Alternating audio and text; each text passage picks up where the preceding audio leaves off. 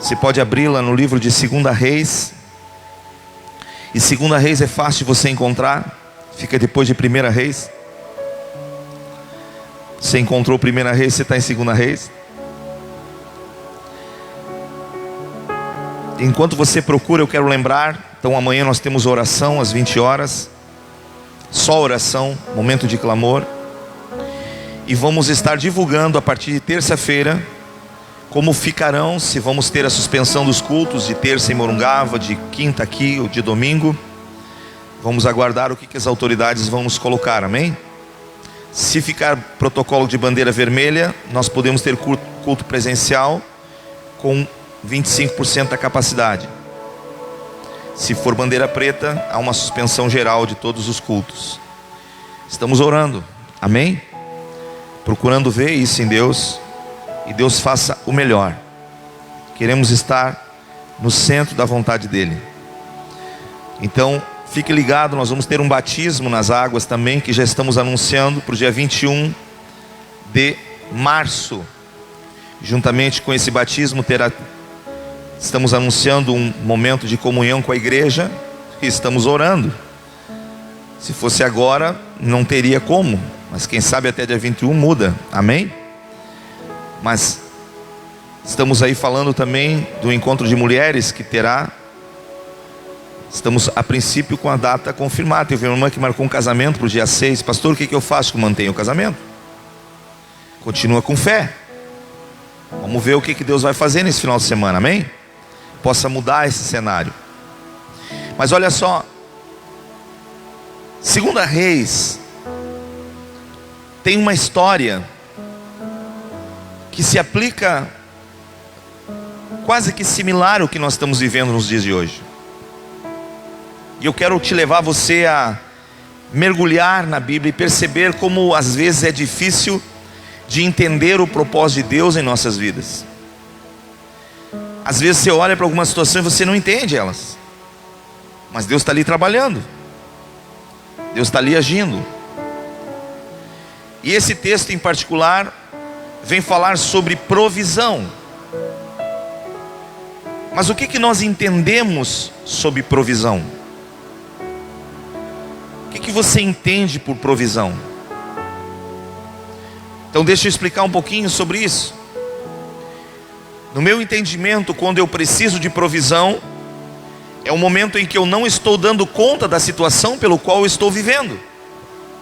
Exemplo, você está trabalhando, muito feliz, todos os dias sai cedo, volta tarde, bate o ponto eletrônico na empresa, chega no final do mês, a empresa emite um contra-cheque, te renumera pelo teu serviço prestado, e você, com esse recurso, cumpre com as tuas obrigações. Você paga a tua luz, você paga a tua água, você paga a internet, você compra a tua alimentação, você usa para gasolina, enfim, você vive com aquilo.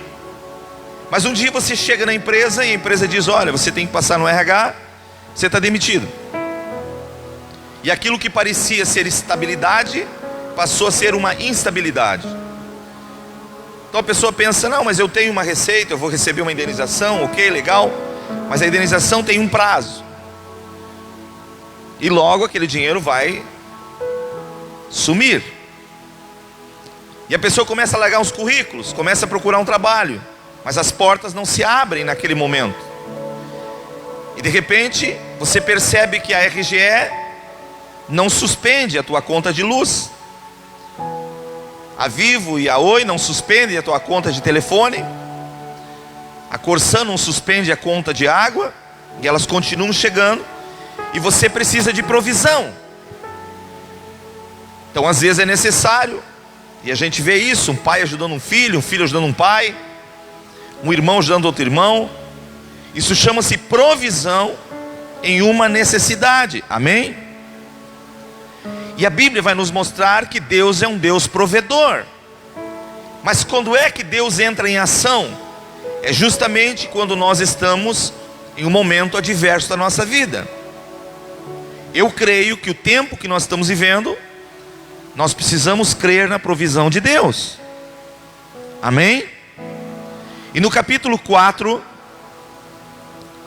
versículo de número 8, vai dizer assim, ó: Certo dia, passou Eliseu por Sunem, onde achava uma mulher rica. Circule a palavra rica. Perceba uma coisa: por mais bom que seja o dinheiro, ele não produz estabilidade na nossa vida. Porque assim como temos, podemos não tê-lo. Simplesmente mudando um cenário. Quem esperava o ano de 2019? O que foi? E o que está sendo o começo de 2020? Então muitos que tinham suas empresas, seu quadro funcional, de repente precisaram demitir e de repente fechar suas empresas. Pessoas que anos anteriores poderiam dizer: eu estou estável. Então olha o texto: certa mulher rica, diga comigo, rica, a qual constrangeu comer pão. Daí todas as vezes que passava por ali, entrava para comer. Ela, mesmo sendo uma mulher de posses, ela tinha uma virtude na sua vida, de compartilhar algo com alguém. Mas note uma coisa: não compartilhar algo simplesmente por compartilhar. Ela tinha a percepção de que aquela pessoa que estava passando em frente à sua casa era um homem de Deus. Na vida nós vamos conseguir identificar quem teme a Deus e quem não teme a Deus. Nós vamos conseguir ver quem tem comunhão com Deus e quem não tem comunhão com Deus. E quando ela via então o profeta passar, Eliseu passava por ali, ela olhou e disse: eu posso dar um café para esse rapaz, eu vejo que ele é de Deus. Então ela começa a abrir a sua casa para as coisas de Deus, para aquilo que é do Senhor. E ela não estava, ou não passava pela sua mente ideia, nem perto, o que ela estava fazendo para ela mesma. Ela não imaginava que num futuro chegaria uma crise, entraria uma situação inusitada, toda a sua riqueza iria escoar, mas pelo fato delas estar investindo em Deus na sua vida, a provisão de Deus acompanhou a vida dela. Note isso. O profeta passava e ela dizia: vem tomar um café. Eliseu entrava e tomava um café. Ela olhou e disse para o esposo: nós podemos fazer mais. Eu sinto que só o café é muito pouco. Vamos construir um quarto para esse cara. Quando ele passar, ele vai tomar café, mas ele também vai dormir aqui em casa. Ou seja, ela começa a acolher as coisas de Deus. Quantos de nós temos oportunidade de acolher as coisas de Deus diariamente? E acompanhe o texto comigo, porque é lindo esse texto. Verso 9. Ela disse para o marido: vejo que este passa sempre por nós, é santo homem de Deus. Assim como você consegue identificar o santo, você também consegue identificar o profano. E nós somos responsáveis por deixar ou um ou outro ter acesso na nossa vida. Nós podemos deixar o que é santo entrar na nossa casa, a nosso convite, ou nós podemos deixar o profano entrar na nossa casa. Você está entendendo, em nome de Jesus? E ela fala com o marido e diz: nós precisamos acolher essa pessoa. Eu vejo que ele é um homem de Deus, ele é santo. E ela começa a investir no reino de Deus. Diga comigo: reino é investimento. Eu fico pensando a atitude dessa mulher. E ela começa agora a investir, ela traz isso para dentro da sua casa.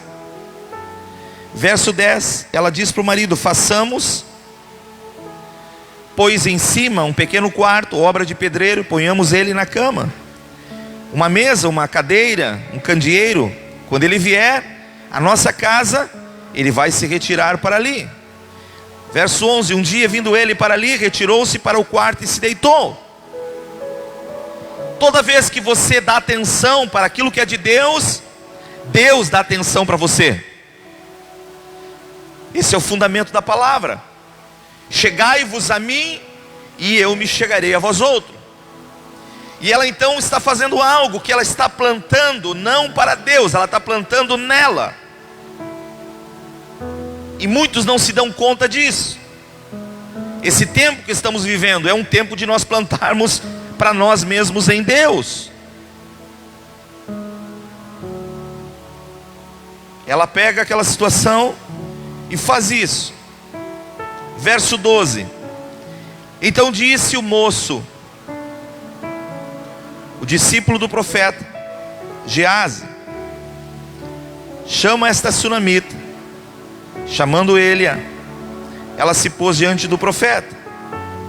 Ele disse ao seu moço: diz-lhe, eis que tu tens nos tratado com muita abnegação.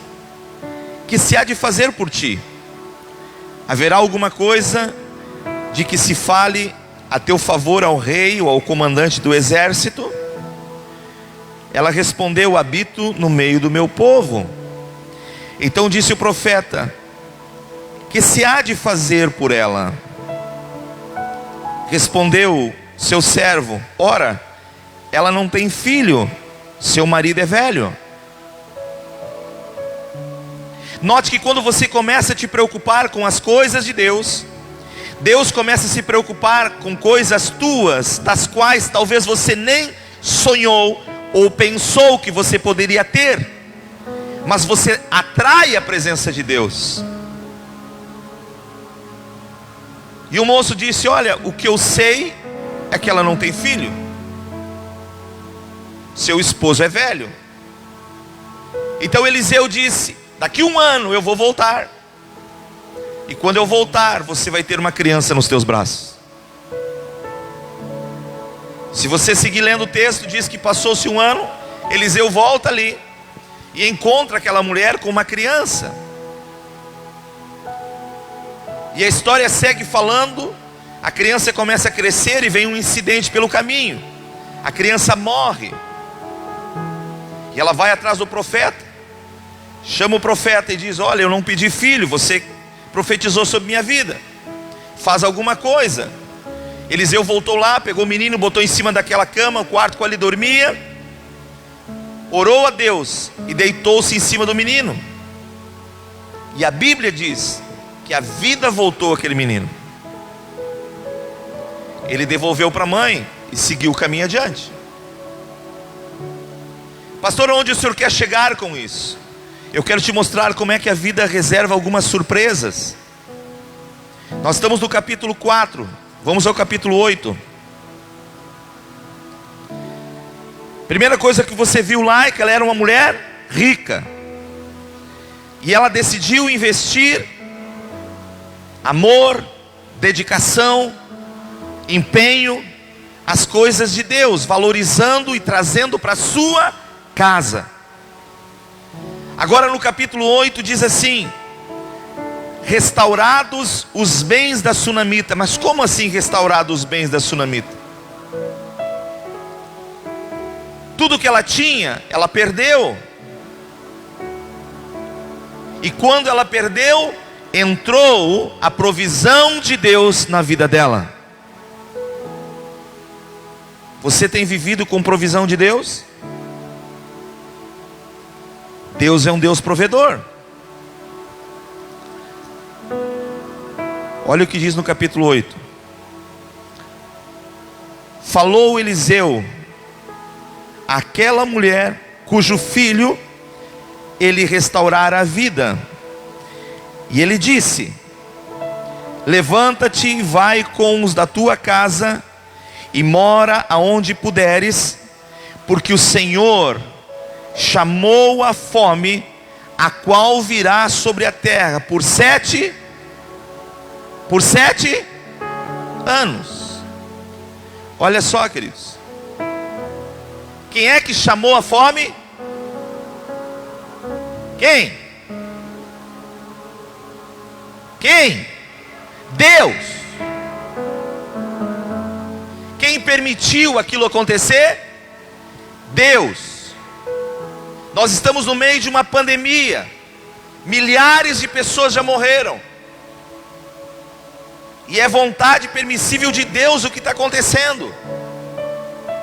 Por quê? Porque algumas coisas precisam mudar. E às vezes as pessoas não compreendem no que elas têm que mudar. Mas quando você vive uma vida de fidelidade com Deus, antes que aconteçam as coisas, Deus vem e fala. Então antes de acontecer aquilo, Deus disse: Eliseu, volta à casa daquela mulher e fala para ela que ela precisa fazer algumas coisas. E note que a primeira atitude que ela teve foi ouvir Deus. A Bíblia diz: aquele que tem ouvidos, ouça o que o Espírito diz à igreja. Deus está falando. Mas será que estamos ouvindo o que Deus está falando?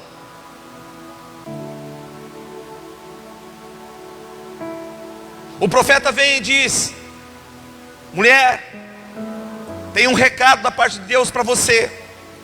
Pega a tua família, tudo que você tem, os teus parentes, e sai para uma terra longe, porque virão 7 anos de fome nesta terra. Você faz ideia quantas pessoas morreram naquela época? Você faz ideia quantas crianças, quantos jovens, quantos velhos morreram naquela época de fome? Milhares de pessoas morreram. Mas quando Deus vem e fala, aquela mulher tem sensibilidade para ouvir a voz de Deus. E a primeira lição que eu extraio aqui desse texto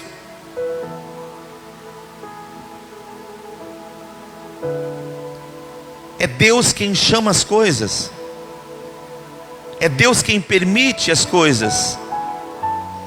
E então nós precisamos entender que a nossa confiança não tem que estar no prefeito, no governador, no presidente, porque por mais que eles queiram fazer as coisas, eles estão de mãos amarradas, sem saber o que e como fazer.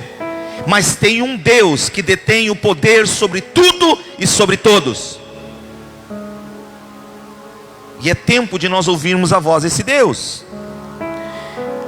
Diga comigo: eu preciso aprender a ouvir a voz de Deus. A Bíblia diz em Amós capítulo 3 verso 7: certamente o Senhor Deus não fará coisa alguma sem primeiro revelar os seus segredos aos seus santos profetas. A Bíblia diz, Jesus olhou no capítulo 10 de João e disse: eu sou o bom pastor, as minhas ovelhas ouvem a minha voz e me seguem. Então há uma conexão em ouvir a voz de Deus. E aqui você encontra essa mulher recebendo um recado da voz de Deus. Deus dizendo: sai da tua terra. Agora, olha aqui comigo. Vamos dizer que ela morasse em Gravataí. Era uma mulher rica.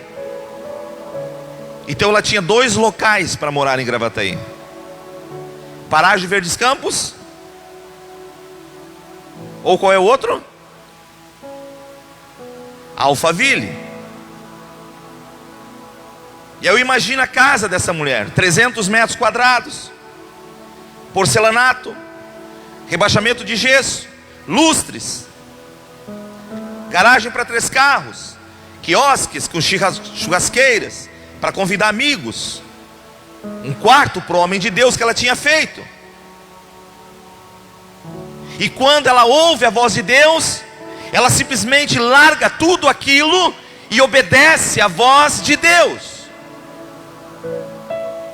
Ela deixa a sua propriedade, ela deixa os seus bens para trás e ela decide obedecer àquele que um dia ela acolheu na sua vida e que lhe deu propriedade a um filho cujo ela não tinha e que havia ressuscitado o seu filho. Ela olha e diz: eu não posso deixar de seguir a orientação desse Deus. Então ela junta tudo que tem, deixa a sua casa, deixa os seus bens, deixa a sua terra e vai embora. É o que diz o texto. Diga comigo: primeiro, ela ouviu a voz de Deus. Segundo, ela obedeceu. Um dos grandes problemas da vida cristã é que muitos ouvem a voz de Deus, mas não querem obedecer a Deus. É como um filho que ouve a voz do pai, mas não quer obedecer o que o pai está falando. E isso gera consequências. Então você olha o texto e você começa a pensar: ela obedeceu a Deus numa coisa dura que Deus pediu. Ela poderia ter dito: não, Eliseu, aqui é o meu lar, eu sou uma pessoa rica, eu tenho dinheiro no banco. Eliseu disse: 7 anos de fome nesta terra. Deus está sendo misericordioso com você. Você quer segui-lo? E ela prontamente disse sim. Pegou tudo o que tinha e obedeceu. Olha o que diz em 1 Samuel capítulo 15. Volte um pouquinho para trás. 1 Samuel capítulo 15, verso de número 22.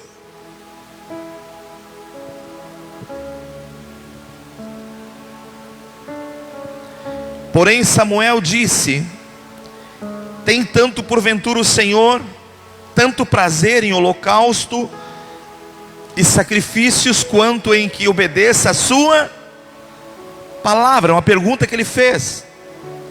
E ele vai responder: eis que obedecer é melhor do que sacrificar. Diga comigo: obedecer é melhor do que sacrifício. O que Deus espera de nós? Obediência. E por que nós precisamos aprender a obedecer a Deus? Porque o pecado original do homem chama-se desobediência. Quando Deus no Éden falou com Adão e Eva, depois de tudo criado, Ele vai dizer para Adão e para Eva: vocês livremente vão usufruir de tudo que tem no jardim. Mas está vendo aquela árvore? Chama-se conhecimento do bem e do mal. Esta não comereis, porque o dia que vocês comerem o fruto desta árvore, vocês vão morrer. Deus deu uma ordem. Passado algum tempo, o que aconteceu? Eles desobedeceram a ordem de Deus, foram lá e comeram o fruto. Deus não mudou o que Ele no princípio criou. E Ele fez o homem à sua imagem e semelhança. E o desejo do coração de Deus é que o homem obedeça. Então quando eu ouço a sunamita ouvindo a voz de Deus, Eliseu falando para ela: olha, vai vir crise, vai se estabelecer um momento difícil na sociedade que você vive, e Deus está dizendo para você sair. Ela pronto, pega e sai. E ela mostra que ela está obedecendo a voz de Deus. E Samuel disse: Deus tem prazer quando você obedece. Não é quando você sacrifica, é quando você te torna obediente. Amém? O que ela fez em primeiro lugar? Ouviu.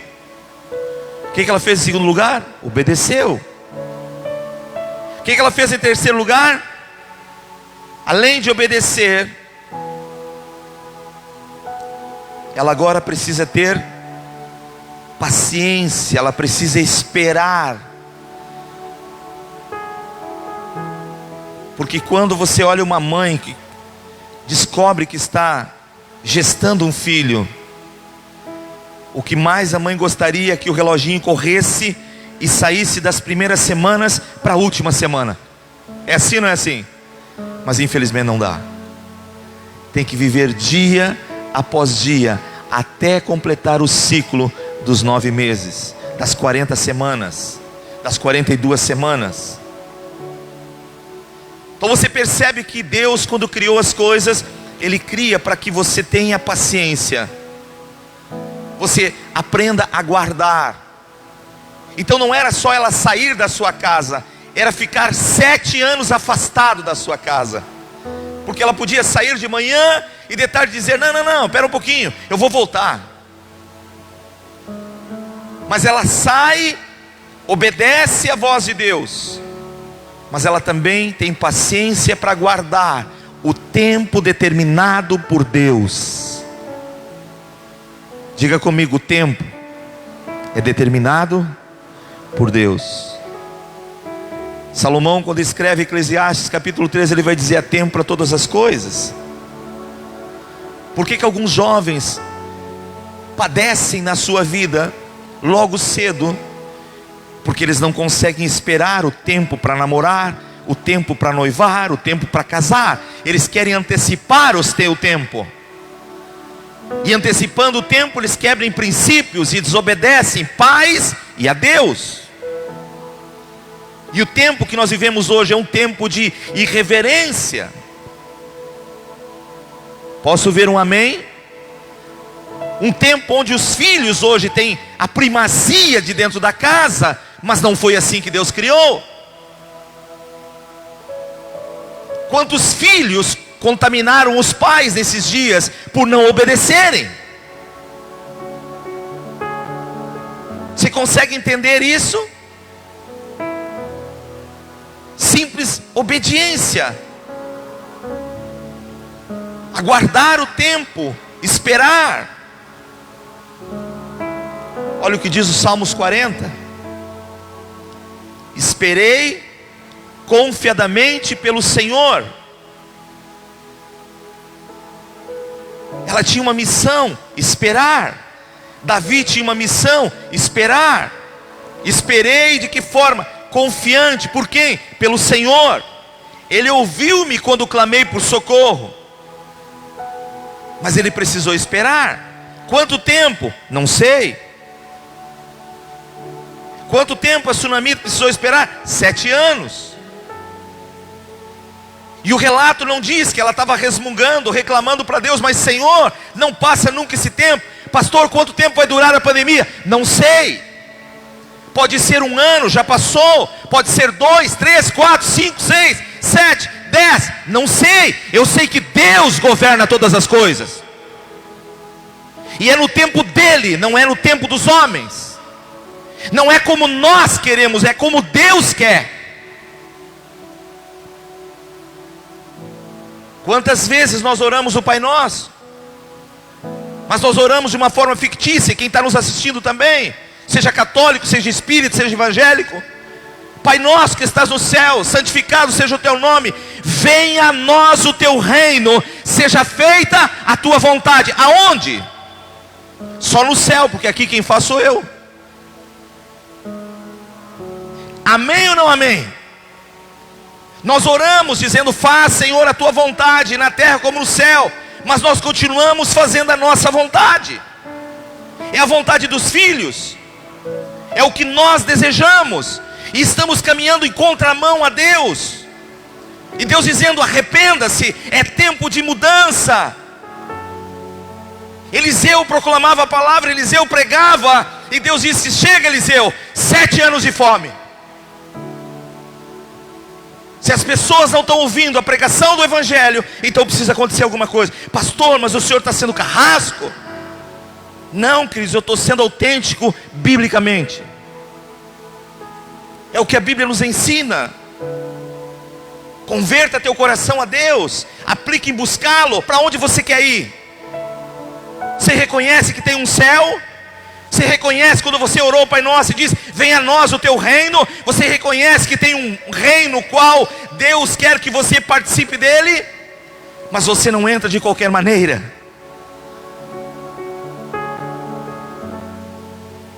Ah, queridos, tem tipos de festas que você não entra com qualquer roupa. E as bodas do Cordeiro nós não entramos de qualquer maneira. Nós precisamos receber as vestes nupciais de Cristo. Quem está entendendo em nome de Jesus? Deus está falando conosco. A sua palavra tem falado. A mulher precisou esperar. Estou esperando. Se tem uma coisa que as pessoas hoje não querem, é esperar. Elas furam fila. Diga comigo: esperar é de Deus. Diga: eu preciso aprender a esperar. Ela precisou esperar.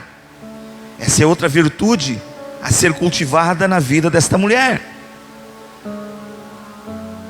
Mas eu fora da minha casa, o que vai acontecer? Vão saquear, vão roubar o que é meu.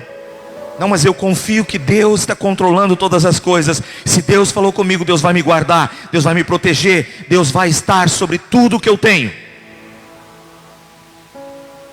São princípios de fé. E a mulher faz exatamente isso. Então eu olho para a Bíblia e eu percebo uma pessoa que está me ensinando que em tempo de crise eu preciso aprender a ouvir a voz de Deus, eu preciso aprender a obedecer a Deus, e eu preciso aprender a esperar em Deus. Espera no Senhor. Aprenda a descansar em Deus. É Ele quem faz todas as coisas. É Deus quem coloca reis, é Deus quem tira reis. Ele estabelece ao trono e Ele remove do trono. Ele é Senhor de todas as coisas. Agora, você olha para o texto, capítulo 8, e ela recebe uma instrução. Verso 2: levantando-se a mulher, fez segundo a palavra do homem de Deus. O que eu mais fico hoje pasmo de ver: quantas pessoas na vida eu já sentei. Minha esposa está aqui, me conhece há mais de 30 anos, nós estamos completando 33 anos de casado. Eu não tenho dia e não tenho hora para sentar e conversar com alguém, mas o que mais me dói o coração é você ficar 1 hora, 2 horas na frente de uma pessoa, é visitar uma pessoa 10 vezes, e a pessoa fazer tudo diferente do que você falou, e quer colher os frutos bons, mas não vai colher. E eu tenho dito: Senhor, eu não estou aqui para falar o que eu quero falar o que a Tua palavra diz que eu tenho que falar. Você acha que foi fácil a sunamita ouvir aquilo do profeta? Sai da tua casa, deixa tudo para trás. E ela de pronto obedeceu, saiu e deixou, porque ela acreditava que tinha um Deus que governava todas as coisas. Meu irmão, é tempo de nós olharmos. Não é o governo federal, não é o governo estadual, não é o governo municipal, é Deus. É Senhor de todas as coisas. Nós temos que despertar o nosso coração para Deus. É Ele quem faz todas as coisas. E ela simplesmente decide esperar. Princípio de vida. Quando você teme a Deus, você sabe esperar o tempo de Deus. Jovens, dentro das igrejas, cantando nos altares, pregando, mas que quando descem vão se relacionar com noiva, com namorado, vivendo como se fosse uma vida de casado. Casais que entram na igreja e dizem: Senhor, nós queremos acertar nossa vida, mas no primeiro lance sozinho, estão transando. sem temor e sem pudor. Você acha que Deus faz vista grossa essas coisas? O mesmo Deus que você encontra em 1 João capítulo 3, que diz Deus é amor, também você vai encontrar dizendo Deus é justiça. O mesmo Deus que você encontra dizendo Deus é misericórdia, você vai encontrar dizendo Deus também é vingança. O mesmo Deus que você encontra com enfado de amor, você encontra também sendo Deus de santidade. E Ele não baixa a qualidade do que Ele é. Ele nos toma para nós sermos o que Ele é, não para que Ele seja o que nós somos. Posso ouvir um amém? Agora a mulher tem uma atitude. E quando você leva as coisas de Deus a sério, olha o desenvolver da palavra. Ao cabo, verso 3, dos 7 anos, a mulher voltou da terra dos filisteus para a sua terra. Quando ela chega lá, está tudo ocupado. Ou seja, o que ela tinha não era mais dela. Pastor, misericórdia, ela decidiu obedecer a Deus, perdeu tudo. Não. Quando você decide obedecer a Deus, você tem a provisão de Deus na tua vida. Ela volta da terra dos filisteus. Quando ela chega, ela encontra a sua propriedade já com outro proprietário. E ela vai clamar pela rua, pelo rei. E ela vai pedir justiça. Olha o que diz o texto. Verso de número 4. Ora, o rei falava ao servo do moço, Geazi, moço do homem de Deus, dizendo: conta-me, peço-te que todas as grandes obras que Eliseu tem feito. E ele começou a contar. Qual foi a primeira obra que ele vai contar? Que Eliseu, Deus tinha usado ele para ressuscitar um menino. Quem era o menino? Filho da sunamita. Ele está contando a história para o rei. Meu rei, olha só, um dia Eliseu passava em frente a uma casa, a mulher nos hospedava, a mulher nos dava pão, a mulher nos dava um café colonial, a mulher nos colocou num quarto, ela preparou, ela fez uma obra exclusivamente para nós. Que doce pessoa que investiu no reino de Deus. Um dia Deus mandou uma palavra sobre ela. Ela não era mãe e ela passou a ser mãe. Essa criança cresceu. Quando estava na idade de adolescência, a criança morreu. O profeta voltou lá. Rei, o senhor não sabe. O profeta levou aquela criança nos braços, deitou em cima da cama, deitou. Ele estava contando isso quando chega a mulher. Quando chega a mulher, o servo do moço de Deus olha e diz: é esta mulher ali, ó, ela que é a que eu estou falando para o senhor, é a testemunha viva. Foi o filho desta mulher que Deus usou o profeta para ressuscitar.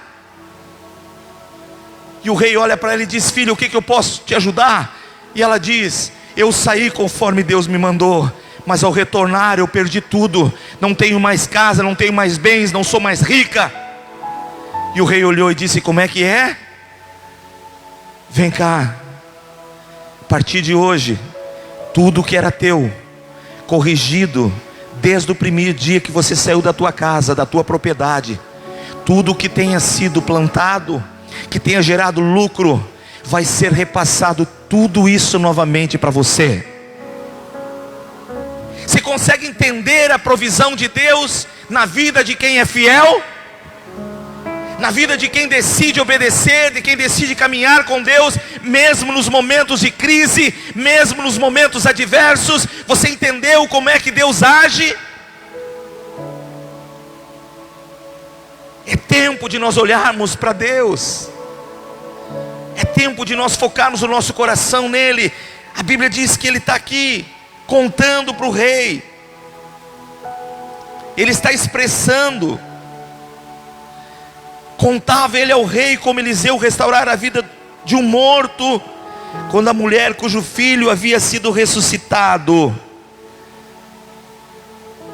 clamou ao rei pela sua casa, pelas suas terras, então disse Geazi ao rei: meu senhor, é esta mulher, este é o seu filho, a quem Eliseu restaurou a vida, a quem Eliseu restaurou, ressuscitando. Verso 6: interrogou o rei a mulher, e ela lhe contou tudo.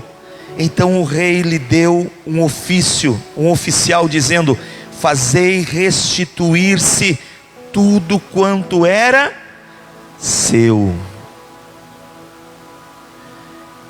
Olha aqui para mim, tem muita gente que está falindo. Deus vai restituir tudo isso na vida de quem é fiel. Tem muita gente que hoje está chorando amargamente algumas questões, mas eu quero te chamar a atenção para uma coisa. Eu imagino que esses 7 anos que essa mulher ficou longe da sua casa, ela chorou, ela lembrou do que ela tinha, ela sabia que ela estava perdendo, que estava aquilo saindo das mãos dela, mas ela continuou dizendo: Deus, eu não sei o que o Senhor vai fazer, eu não sei como o Senhor vai fazer, mas eu creio que o Senhor vai fazer. O resultado final é quando ela chega. Deus usou misericórdia para com ela. Deus sempre vai usar misericórdia para aqueles que usam de misericórdia para com Ele. Hoje é tempo de nós voltarmos o nosso coração para Deus. Aonde nós estamos investindo o nosso tempo? Aonde nós estamos investindo a nossa dedicação? O que nós estamos fazendo com o que Deus tem colocado na nossa mão? Queridos, esse é o tempo de nós olharmos para isso. O que estamos vivendo hoje não é brincadeira, não é fictício. Eu volto a dizer, governo federal está amarrado sem saber o que fazer, governo estadual está amarrado sem saber o que fazer. Os caras querem fazer, mas não conseguem fazer. Mas tem um Deus que pode todas as coisas. Tem um Deus que pode guardar, proteger, suprir, abençoar, mesmo no momento de crise e adversidade. Eu posso ver um amém? Um Deus que protege aqueles cuja a sua vida tem vivido de uma forma íntegra com Deus. Note uma coisa: Deus não cobra nada de você, Deus não cobra nada de mim. Deus não fica nos colocando na parede exigindo nada de nós. Ele gosta de ver de pronto você está de coração aberto, dizendo: o que eu posso fazer para Deus nessa terra, o que eu posso cooperar com Deus nessa terra. Eu quero Ele na minha casa, eu quero Ele dentro da minha casa, eu quero as coisas de Deus na minha família. Deus espera de nós a atitude dessa mulher nos dias de hoje. Um coração que olha e diz: isso aqui é de Deus, e se é de Deus vai ficar dentro da minha casa. Isso aqui não é de Deus, se não é de Deus não fica mais na minha vida. É isso que Deus espera de nós. Porque nós queremos a provisão, mas não queremos obedecer. Não há compatibilidade das Escrituras com aquilo que não se obedece. Quando Deus nos chama, nós temos que observar que uma das coisas que Ele espera é o nosso coração ser obediente. Então nessa noite diga: Deus, me ensina como esta mulher a ouvir a Tua voz, a obedecer, Senhor, a esperar, Jesus. Diga: Senhor, ensina-me, Senhor, a fazer a vontade do Pai. E quando ela espera com paciência, o quarto princípio que eu aprendo nesse texto é que ela esperou e ela deixou Deus agir. Não queira tentar fazer o papel de Deus. É Deus quem faz. Ele é Deus. Ah, queridos, nós temos que aprender a viver com Ele. Não é no nosso método, não é como queremos, é como Deus quer. E se Deus quiser, nós passaremos por esse tempo dando glória, cantando, adorando a Ele. Deus quer te ver você sair da tua casa, entrar no teu quintal, ou no chuveiro, ou no teu quarto, e começar a dizer: Senhor, Tu és a razão do meu viver. Tu és a coisa mais importante que aconteceu na minha vida, Senhor. Aonde eu estaria se não fosse a Tua bondade, amor e misericórdia. O que Deus está esperando é pessoas que comecem a se voltar para Ele e dizer: Jesus, obrigado porque o Senhor tocou meu coração. Obrigado porque hoje eu posso fazer a diferença onde eu moro. Obrigado, Jesus, porque hoje eu posso transmitir a luz que veio até mim. Comece a agir de forma diferente. Comece a ser prestativo com aquilo que Deus colocou em você. Não espere alguém te requisitar. Seja pronto a compartilhar. E você vai ver os cuidados de Deus e a provisão de Deus. Quando você menos esperar, Deus responderá na tua vida de uma forma gloriosa, majestosa, poderosa. Havia fome, queridos. Havia um tempo de crise,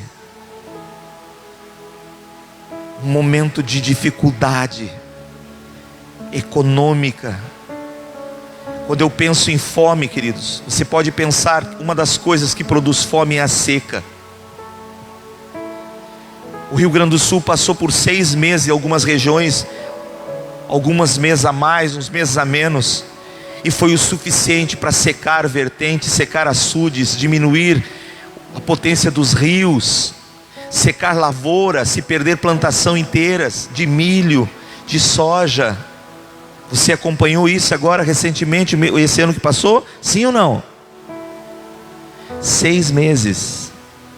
Nós estamos falando de 7 anos. Aí você começa a pensar um pouquinho e ter noção de como era a crise que eles estavam vivendo. Quando você olha e você medita profundamente, você vai perceber que não é exclusividade do nosso tempo passar pelo que estamos passando. Teve outros que já enfrentaram isso de forma diferente, mas também enfrentaram. Viram pessoas perder sua vida, mas continuaram crendo em Deus e acreditando no poder e no domínio de Deus. E eu quero terminar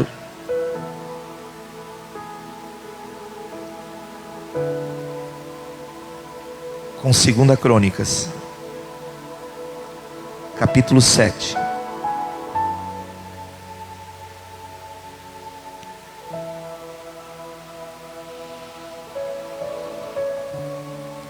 Em um momento e uma atitude de Salomão, ele constrói o templo para Deus. Ele se preocupa com aquilo que era de Deus. Ele investe o que ele tinha para fazer o templo. E o texto vai dizer assim no verso 11, 2 Crônicas 7, 11. Assim Salomão acabou a casa do Senhor, a casa do rei, tudo quanto Salomão intentou fazer na casa do Senhor e na sua casa. O que aconteceu? Prosperamente o efetuou. Verso 12. De noite apareceu o Senhor a Salomão e lhe disse: ouvi. O que ele ouviu? O que ele ouviu? Oração. Você tem orado?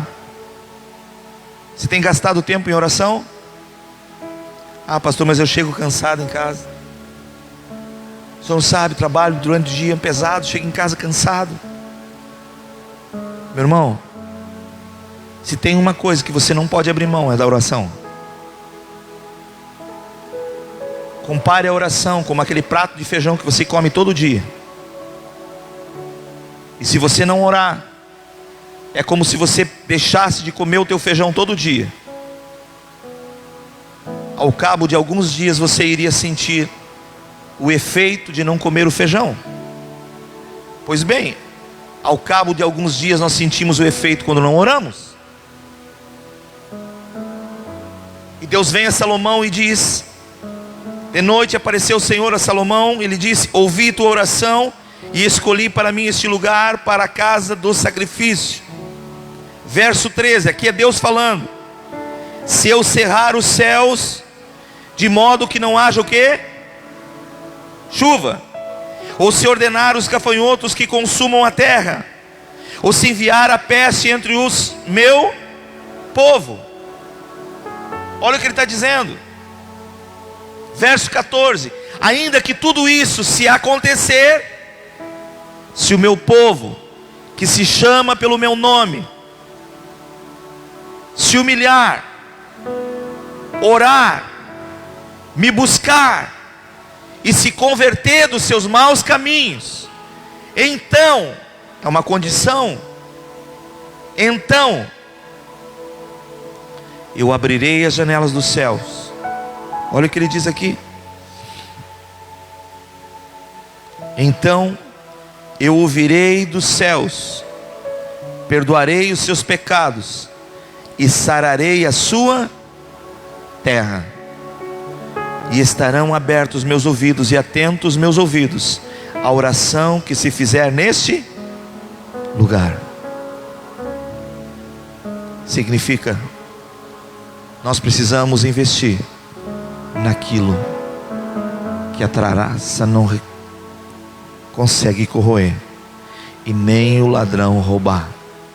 Nós precisamos investir naquilo que é de Deus.